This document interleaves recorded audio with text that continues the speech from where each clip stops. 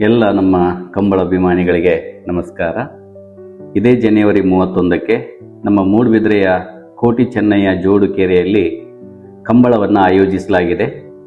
ಕಳೆದ 4 ವರ್ಷಗಳಿಂದ ಈ ಕಂಬಳವನ್ನು ಪರಿಸರ ಸ್ನೇಹಿ ಕಂಬಳವನ್ನಾಗಿ ನಮ್ಮ ಮೂಡುಬಿದಿರೆ ಪುರಸಭೆಯವರು ಆಚರಿಸ್ತಾ ಇದ್ದಾರೆ.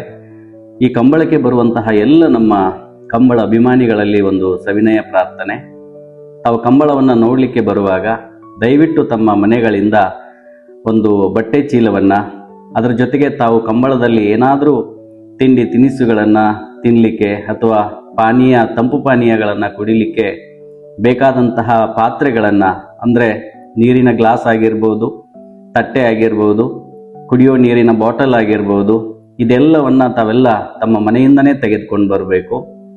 ಇಲ್ಲಿ ಪ್ಲಾಸ್ಟಿಕ್ ಮತ್ತು ಏಕಬಳಕೆಯ ವಸ್ತುಗಳನ್ನು ಬಳಸಿ ಬಿಸಾಕಿದರೆ ಅದರಿಂದ ಪರಿಸರಕ್ಕೂ ಸಹ ತೊಂದರೆ ಆಗ್ತದೆ. ಈ ಉದ್ದೇಶದಿಂದ ನಮ್ಮ ಹೆಮ್ಮೆಯ ಮೂಡುಬಿದಿರೆ ಪುರಸಭೆಯವರು ಕಳೆದ 4 ವರ್ಷಗಳಿಂದ ಶೂನ್ಯ ತ್ಯಾಜ್ಯ ಕಂಬಳವನ್ನು ಆಚರಿಸುವಂತಹ ಸಂಕಲ್ಪವನ್ನು ಮಾಡಿದ್ದಾರೆ. ಈ ಮಹಾಯಜ್ಞಕ್ಕೆ ನೀವೆಲ್ಲ ಕೈ ಜೋಡಿಸೋಣ. ಸಾಧ್ಯವಾದ ಮಟ್ಟಿಗೆ ನಾವು ಸಹ ಶೂನ್ಯ ತ್ಯಾಜ್ಯ ಕಂಬಳವನ್ನು ಆಚರಿಸಲಿಕ್ಕೆ ಬಯಸೋಣ.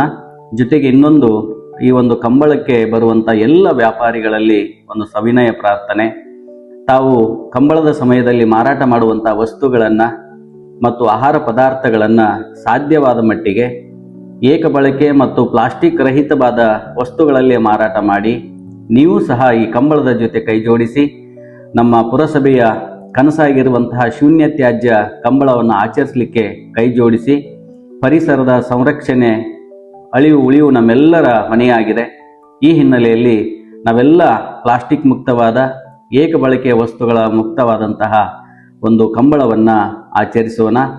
ಪ್ಲಾಸ್ಟಿಕ್ನಲ್ಲಿ ಅಥವಾ ಏಕಬಳಕೆಯ ವಸ್ತುಗಳಲ್ಲಿ ನಾವು ಆಹಾರ ಮತ್ತು ತಂಪು ಪಾನೀಯವನ್ನು ಸ್ವೀಕರಿಸಿದರೆ ಅದರಲ್ಲಿರುವಂತಹ ವಿಷಕಾರಿ ರಾಸಾಯನಿಕಗಳು ನಮ್ಮ ದೇಹವನ್ನು ಸೇರಿಕೊಂಡು ಕ್ಯಾನ್ಸರ್ನಂಥ ಭಯಾನಕ ಕಾಯಿಲೆಗಳನ್ನು ತರುವುದಲ್ಲದೆ ಸ್ವಚ್ಛವಾಗಿರುವ ಮತ್ತು ಸುಂದರವಾಗಿರುವಂತಹ ಈ ಪರಿಸರವನ್ನು ಸಹ ನಾಶ ಮಾಡುತ್ತದೆ. ಈ ಹಿನ್ನೆಲೆಯಲ್ಲಿ ನಮ್ಮ ಹೆಮ್ಮೆಯ ಮೂಡುಬಿದಿರೆ ಪುರಸಭೆಯವರು ಮತ್ತು ನಮ್ಮ ಕಂಬಳದ ಆಯೋಜಕರು ದಿಟ್ಟ ಹೆಜ್ಜೆಯನ್ನು ತೆಗೆದುಕೊಂಡು ಒಂದು ಶೂನ್ಯ ತ್ಯಾಜ್ಯ ಕಂಬಳವನ್ನು ಆಚರಿಸುವ ಮೂಲಕ ರಾಜ್ಯಕ್ಕೆ, ದೇಶಕ್ಕೆ ಒಂದು ಮಾದರಿಯಾದಂತಹ ಕಾರ್ಯಕ್ರಮವನ್ನು ಆಯೋಜಿಸಿದ್ದಾರೆ. ಇದರಲ್ಲಿ ನೀವೆಲ್ಲ ಭಾಗವಹಿಸಿ ಪ್ಲಾಸ್ಟಿಕ್ ರಹಿತವಾದಂತಹ ಮತ್ತು ಶೂನ್ಯ ತ್ಯಾಜ್ಯದ ಕಂಬಳವನ್ನು ಯಶಸ್ವಿಗೊಳಿಸುವುದಕ್ಕೆ ನಮ್ಮದೇ ಆದಂತಹ ಕೊಡುಗೆಯನ್ನು ನೀಡೋಣ. ಪರಿಸರ ಉಳಿದರೆ